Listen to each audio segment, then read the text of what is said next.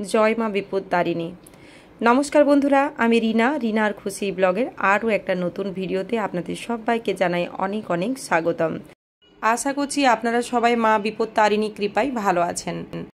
বন্ধুরা, আজকে হলো বিপত্তারিণী পুজো।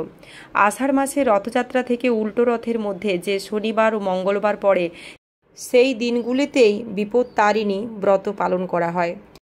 বন্ধুরা, এই ভিডিওটির মাধ্যমে আপনাদের সাথে শেয়ার করব প্রথম কখন থেকে বিপত্তারিণী ব্রত প্রচলিত হয়, 2024-এর কোন দিনটিতে এই ব্রত এবং পুজোর দিনটিতে কি কি করা উচিত এবং কি কি করা উচিত নয়, যেগুলি করলে আপনার মঙ্গল হবে, যেগুলি করলে অমঙ্গল হওয়ার আশঙ্কা, সবটাই আপনাদের সাথে শেয়ার করব। ভিডিওটি আপনাদের আশা করছি অনেকটাই উপকারে আসবে।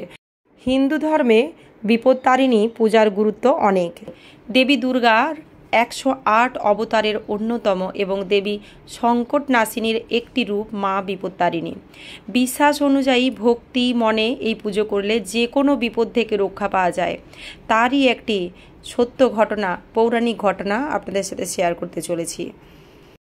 পুরাকালে বিদর্ভনগরে এক প্রজাবৎসল ধার্মিক রাজা রাজত্ব করতেন। তার নাম ছিল সত্যভ্রম, যিনি সর্বদা সত্য কথা বলতেন। তার রাজ্যে ছিল অপার সুখ, শান্তি ও সমৃদ্ধি। তার সুশীলা রূপে গুণে অনন্যা রানীর নাম ছিল গুণবতী। রানী গুণবতী ছিলেন ভক্তিমতী, স্বামীপরায়ণা, সতী, সাধ্বী নারী। তিনি প্রতিদিন পূজা করতেন, পূজা না করে জল গ্রহণ করতেন না। তার দেবদেবীর প্রতি অপার ভক্তি ছিল। কিন্তু দৈববশে একবার রানী গুণবতী নিচু জাতির এক চামারিনীর সাথে সখ্যতা করে বসেন, তাকে সই পাতিয়ে বসেন। রানী গুণবতী সব কথায় তার সেই সখীকে বলতে থাকেন। একবার দুর্দৈবের বশে সেই ধর্মপরায়ণা রানীর মনে অধর্ম ভর করে এবং অখাদ্য গোমাংস দেখবার ইচ্ছা প্রকাশ করেন এবং ওই চামারিনীর কাছে গিয়ে তার মনের ইচ্ছা প্রকাশ করেন। চামারিনী তো শুনে অবাক। তিনি এমন কাজ করতে রানীকে না বলেন এবং রাজার ভয় দেখান। রাজা ছিলেন পরম ধার্মিক, নিরামিষভোজী, শুদ্ধ পবিত্র। তার কানে এসব কথা গেলে আর রক্ষে থাকবে না বলে চামারিনী রানীকে বোঝাতে থাকেন। কিন্তু গ্রহের বশে রানীকে গোমাংসের চিন্তায় পেয়ে বসে। গভীর অনুরোধ রাখতে গিয়ে চামারিনী গোমাংস এনে রানীকে দেখান গোপনে। এই কাজটি অতি গোপনে করা হলেও রাজার কানে ঠিক চলে যায়। রাজা প্রথমে রানীর এহেন মতিভ্রমে কুমতিতে বিশ্বাসই করলেন না, কিন্তু সন্দেহ মিটল না।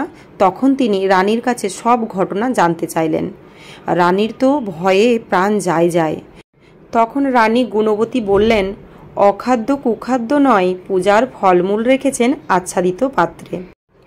রাজা বললেন, তবে যদি তা না হয় রানীকে প্রাণদণ্ড দেওয়া হবে। রাজা রানীকে তা আনতে বললে রানী আসন্ন বিপদ আশঙ্কায় ভীত হন। মা বিপত্তারিণীর শরণাপন্ন হন। তিনি মাকে মন দিয়ে ডাকতে থাকেন যাতে তিনি এই মহা বিপদ থেকে রক্ষা করেন।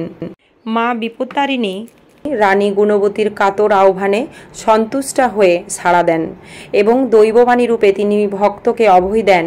রাজাকে সেই গোমাংস দেখাতে গেলে সেই থালা দেবীর কৃপায় ফুল ফলে পরিণত হবে। আর হলোও তাই। রানী যেই সেই পাত্র রাজাকে দেখাতে গেলেন, সেই পাত্র কি সুন্দর ফল ও ফলে ভর্তি হয়ে গেল।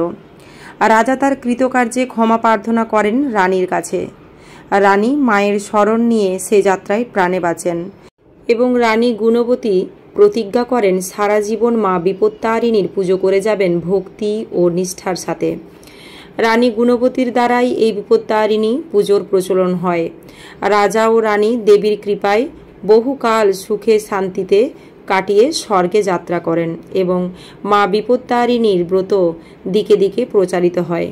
মা বিপত্তারিণী প্রণাম মন্ত্র: ওং সর্বমঙ্গল্য মঙ্গলে শিবে সর্বার্থ সাধিকে শরণ্যে ত্রম্বকে গৌরী নারায়ণী নমঃস্তুতে।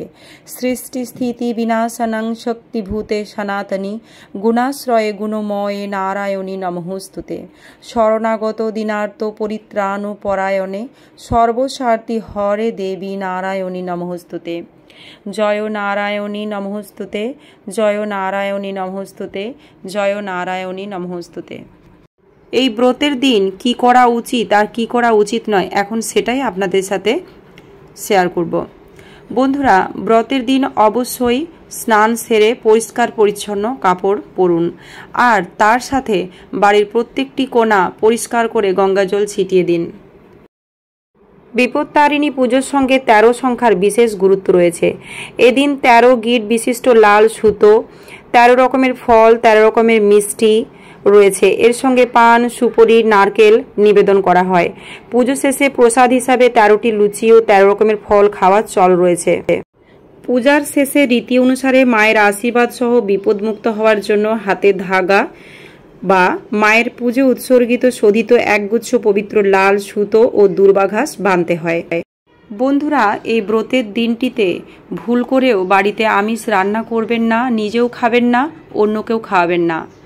ভুলেও এই কাজটি করবেন না, তা না হলে সংসারে নেমে আসবে ঘোর অমঙ্গল, অশান্তি।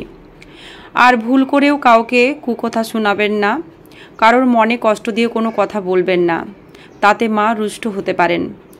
এই দিনটিতে মায়ের ব্রতকথা পাঠ করুন, মায়ের ব্রতকথা শুনুন, মায়ের প্রণাম মন্ত্র, মায়ের যে ব্রত মন্ত্র সেই মন্ত্র উচ্চারণ করুন। আপনার জীবন ভরে উঠবে সুখ ও সমৃদ্ধিতে, জীবনে আসবে শান্তি। এই দিনটিতে নেশা জাতীয় কোনো জিনিস খাবেন না এবং যে আমরা নিত্যদিন যে লবণ খাই সেই লবণ খাবেন না, খাবেন সন্ধব লবণ। মা বিপত্তারিণীকে নিবেদন করা যে 13টি লুচি, সেই লুচি ছাড়া আপনারা এই দিনটিতে চাল বা আটার তৈরি কোনো জিনিসই খাবেন না। এই দিনটিতে ফলাহার করুন, মায়ের নাম নিন আর ভক্তি ভরে মায়ের পুজো করুন।